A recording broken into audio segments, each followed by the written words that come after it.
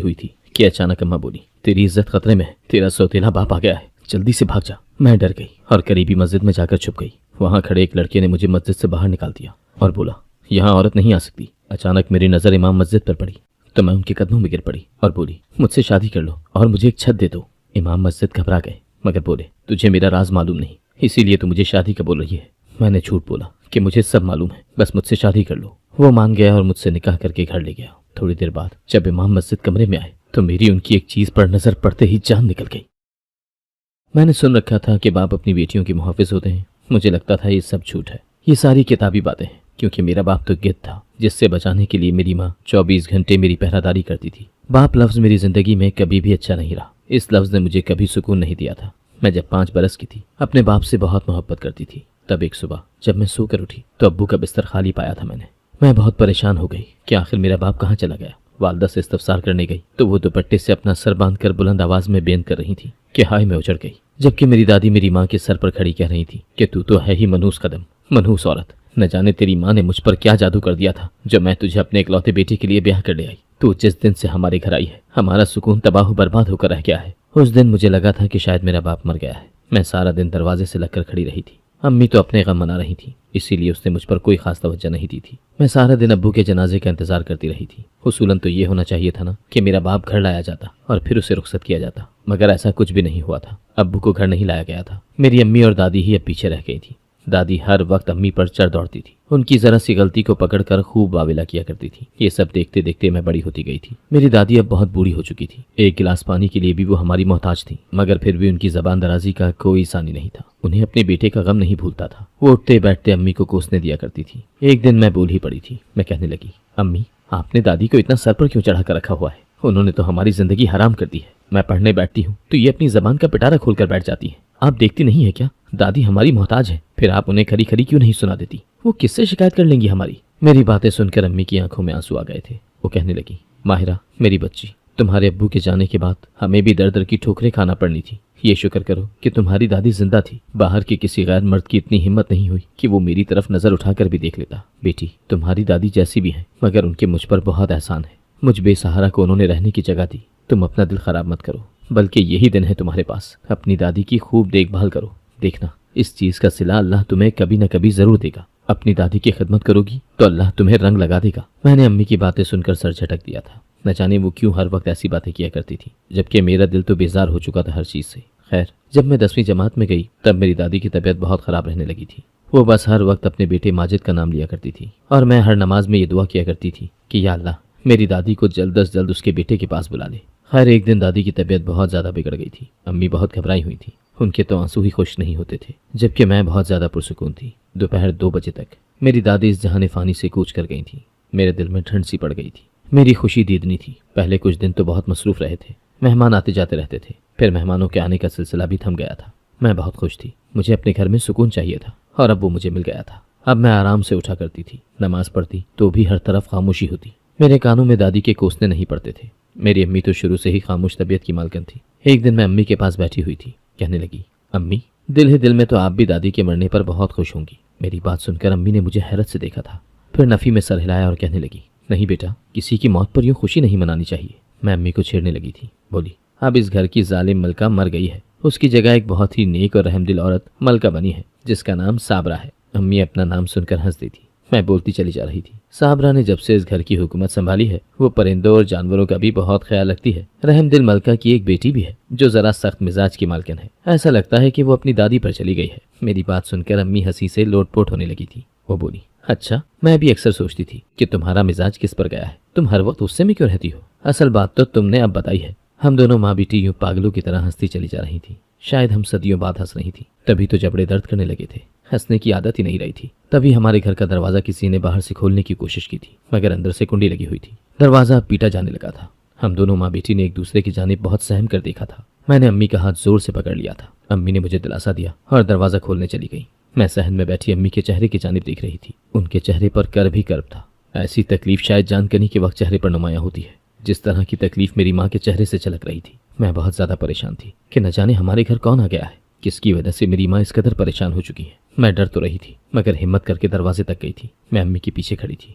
बाहर एक मर्द खड़ा था, बड़ा उजला उजला सा। उसकी शक्ल बहुत हद तक मुझसे मिलती थी। वो भी गुमसुम खड़ा था। फिर बोला, साबरा तुम अच्छी औरत हो, इतने सालों बाद तुम्हारा शौहर तुम्हारे घर आया है और तुम दरवाजे पर ठेकेदारनी बनकर खड़ी हो। जरा साइड पर हो जाओ, मुझे अंदर आने दो। मैं चाहती थी कि उस मर्द को वहीं पर रोक दूं और कहूं कि नहीं नहीं, तुम हमारे घर मत आओ, तुम तो मर चुके थे ना। अम्मी एक तरफ को सरक गई थी। तब वो शख्स हमारे घर के अंदर दाखिल हो गया था। वो बोला, ये मेरी बेटी है ना माहिरा?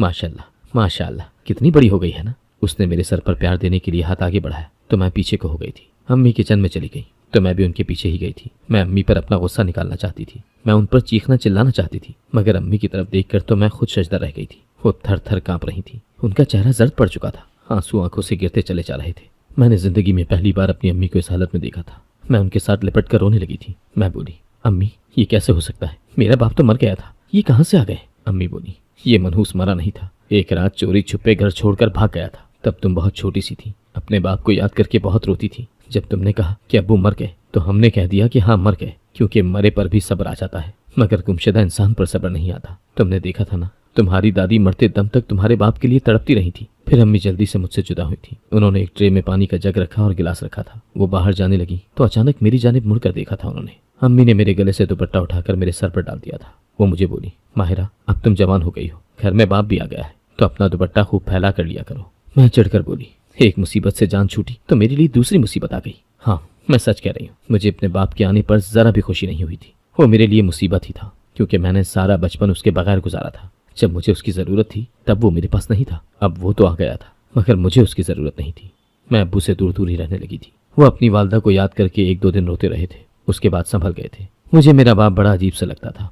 वो हर रोज़ घर से सुबह का निकलता और शाम गए घर वापस आता था। उसका सारा लिबास मिट्टी से अटा हुआ होता। मेरे बाप को हमारे घर आए हुए 1 हफ्ता हो गया था, मगर ना तो वो नहाया था और ना ही उसने अपना लिबास बदला था। बाल कंघी करना तो बहुत दूर की बात है। मैं बोली, अम्मी अब्बू इस कदर मैले क्यों रहते हैं? अम्मी बोली, माहिरा तुमने रोड के एक जाने पड़े लोगों को देखा है ना, जिनके चेहरे पर मक्खियां भिनभिना रही होती हैं, मगर उन्हें इस बात का इल्म तक नहीं होता। वो नशे होते हैं। तुम्हारा बाप भी उनमें से एक है। घर से भी ये सिर्फ इसलिए भागा था क्योंकि तुम्हारी दादी इसे नशा करने नहीं देती थी। मुझे अपना बाप पहले ही अच्छा नहीं लगता था, अब तो उससे और घिन आने लगी थी। वो जब भी घर आता तो बुलंद आवाज में मुझे पुकारता था, कहने लगता, माहिरा मेरी बेटी मेरे पास आओ, तुम्हारा बाप आया है। जबकि मैं अपने बिस्तर पर लेटी रहती थी, उठकर कमरे से बाहर तक न जाती। अम्मी चिढ़कर कहती, सो रही है वो, मत पुकारा करो उसको, नींद खराब हो जाएगी तो बहुत वाविला करेगी, गुस्से की बहुत तेज है। अब्बू हंसते रहते तो अम्मी कमरे में आ जाती। जब से अब्बू आए थे वो अपने कमरे में सोने के बजाय मेरे कमरे में सोने लगी थी। उन्होंने आते ही कुंडियां लगा ली थी। आज गर्मी बहुत ज्यादा थी, हब्स भी बहुत बढ़ गया था।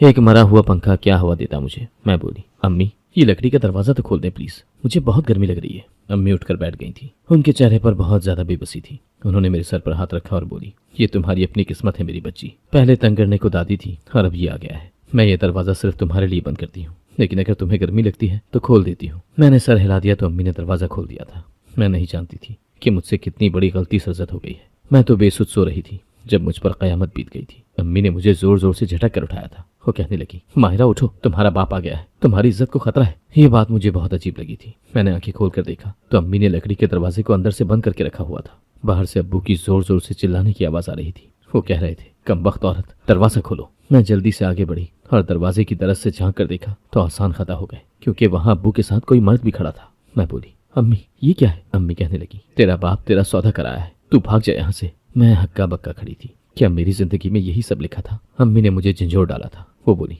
मैं क्या कह रही हूँ मायरा, तुझे मेरी जान की कसम है, भाग जा यहाँ से। अम्मी ने मेरे कमरे की खिड़की की तरफ इशारा किया था। मैं रोने लगी थी। मैं बोली, अम्मी आपका क्या होगा? अम्मी कहने लगी, बेटा तुम मेरी कमजोरी हो। प्यार की एक ये भी किस्म होती है, इंसान मोहब्बत में कमजोर हो जाता है। तुम चली जाओगी तो मैं बिफरी शेरनी बनकर इन लोगों पर पिल पड़ूंगी, इनको मैं इनके किए की सजा जरूर दूंगी। मैं बोली, अम्मी मैं जाऊंगी कहाँ? अम्मी की आंखें भी छलक पड़ी थी। वो बोली, मैंने तुम्हें अल्लाह को सौंप दिया है मेरी बेटी। मैंने सर हिला दिया और अम्मी के गले लगकर खिड़की से कूद गई थी। मैं अंधाधुंध भागती चली जा रही थी। मुझे इल्म नहीं था कि मैं कहाँ जाऊंगी और मेरा ठिकाना कहाँ होगा। मुझे सिर्फ और सिर्फ अल्लाह पर तवक्कल था। मैंने अपनी जिंदगी के इस मरहले में ये जान लिया था कि इस दुनिया की हर चीज फानी है, हर चीज आनी जानी है, बाकी रहने वाली जात फकत अल्लाह की है।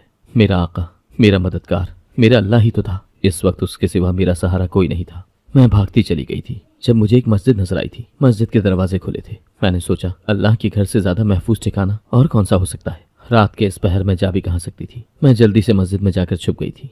मेरे छुपने के बावजूद वहां खड़े एक लड़के ने मुझे देख लिया था। वो मेरे पास आया और मुझे मस्जिद से बाहर निकाल दिया और बोला, यहाँ औरत नहीं आ सकती। मैं बहुत घबराई हुई थी। अल्लाह के घर से निकाले जाने के बाद तो मेरे पास और कोई ठिकाना नहीं था। तब अचानक मेरी नज़र इमाम मस्जिद पर पड़ी थी। वो बाहर से ही आ रहे थे। मैं उनके कदमों में गिर पड़ी और बोली, खुदारा मुझे मस्जिद में ठहरने की जगह दे दे। उन्होंने मुझ पर बस एक नज़र डाली थी। उसके बाद उन्होंने अपनी आंख तक नहीं उठाई थी। वो कहने लगे, बीबी, हर जगह का एक तकद्दुस होता है। ये मस्जिद है, ये औरतों का ठिकाना नहीं है। अभी थोड़ी देर बाद बहुत से मर्द हजरात यहाँ आ जाएंगे। वो तहज्जुद पढ़ने आएंगे, तुम्हें देख लेंगे तो तुम्हारा पर्दा भी खराब होगा और वो मुझसे भी सवाल जवाब करेंगे कि मैंने इस वक्त एक औरत को यहाँ क्यों पनाह दी हुई है। मैं मजबूर हूँ। मेरी गुजारिश है कि आप जहाँ से आई हैं वहीं पर वापस चली जाएं।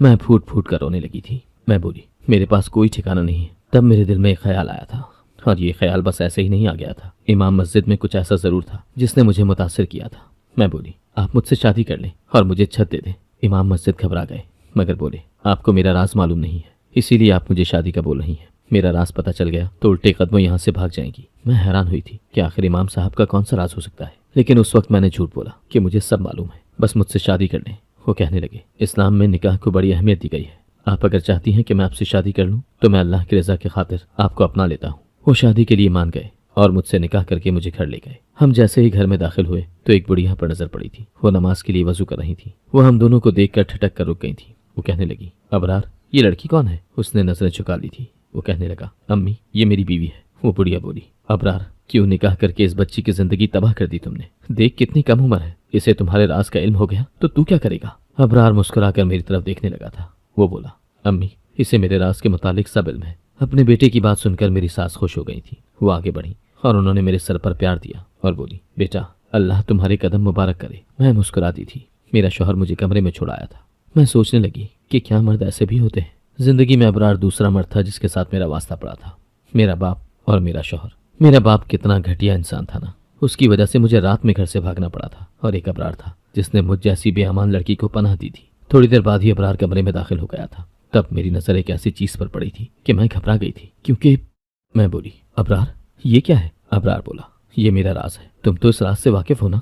मैं बहुत घबरा गई थी। किस मुंह से अबरार से कहती कि मुझे अपने राज के मुतालिक बता दो। मैं कुछ नहीं जानती। मैं ऐसा कुछ भी नहीं कह सकी थी। मैंने अपनी जबान पर कफल लगा लिए थे और जो देखा था वो नजरअंदाज कर दिया था।